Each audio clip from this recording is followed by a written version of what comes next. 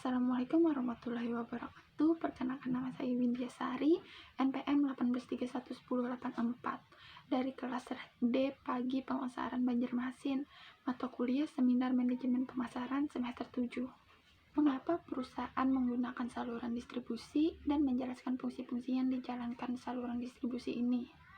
Distribusi merupakan salah satu kegiatan ekonomi dalam penyaluran barang dan jasa dari produsen ke konsumen. Sedangkan saluran distribusi merupakan saluran yang menjadi sarana produsen untuk menyalurkan barang dan jasa ke konsumen.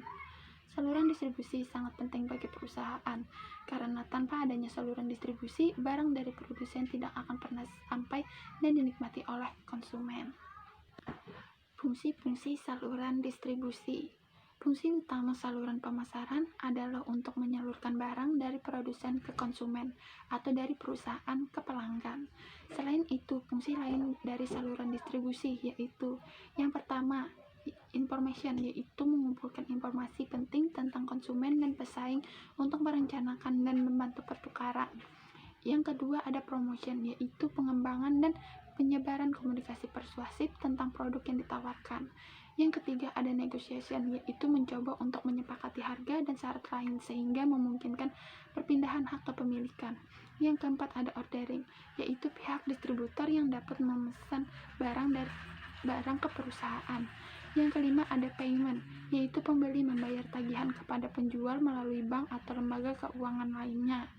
Yang keenam, ada title, yaitu perpindahan kepemilikan barang dari satu organisasi ke orang lain. Yang ketujuh, ada physical possession, yaitu menyangkut dan menyimpan barang-barang dari bahan baku hingga barang jadi dan akhirnya sampai ke konsumen. Yang kedelapan, ada financing, yaitu meminta dan memanfaatkan dana untuk biaya-biaya dan pekerjaan saluran pemasaran. Dan yang kesembilan, ada risk taking, yaitu menanggung risiko sehubungan dengan pelaksanaan pekerjaan saluran pemasaran. Bagaimana anggota saluran distribusi berinteraksi dan bagaimana mereka mengorganisasikan diri untuk menjalankan tugas saluran distribusi.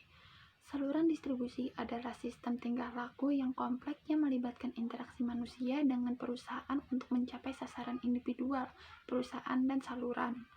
Beberapa saluran hanya terdiri dari interaksi informasi yang di antara perusahaan yang diatur secara longgar, yang terdiri dari interaksi formal yang dipandu oleh struktur organisasi yang kuat dan sistem saluran yang benar. Setiap anggota saluran memainkan peran dalam saluran distribusi dalam menjalankan beberapa fungsi. Karena sukses anggota saluran individu tergantung pada sukses secara keseluruhan, semua perusahaan harus bekerja sama secara mulus. Mereka harus memahami dan menerima perannya, mengkoordinasikan sasaran dan aktivitas mereka, serta bekerja sama untuk mencapai sasaran saluran secara keseluruhan. Peran pengecer dan perusahaan perkulakan dalam saluran distribusi. Saluran pendistribusian berkaitan dengan sekumpulan perantara yang saling membutuhkan satu sama lain. Perantara ini memantau perusahaan sebagai produsen dalam mendistribusikan atau mengirimkan produk kepada pelanggan.